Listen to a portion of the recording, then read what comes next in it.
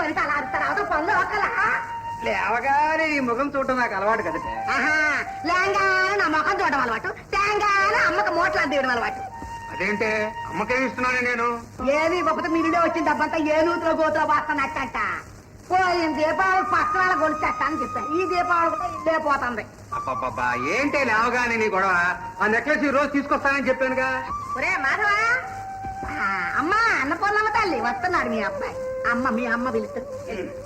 మాధవ ఏటమ్మా? ఏమిట్రా అంటుంది కోడలు? అబ్బే మీ అమ్మగారు పిలుస్తోంది, తొందరగా వెళ్ళండి అంటోంది అంతే.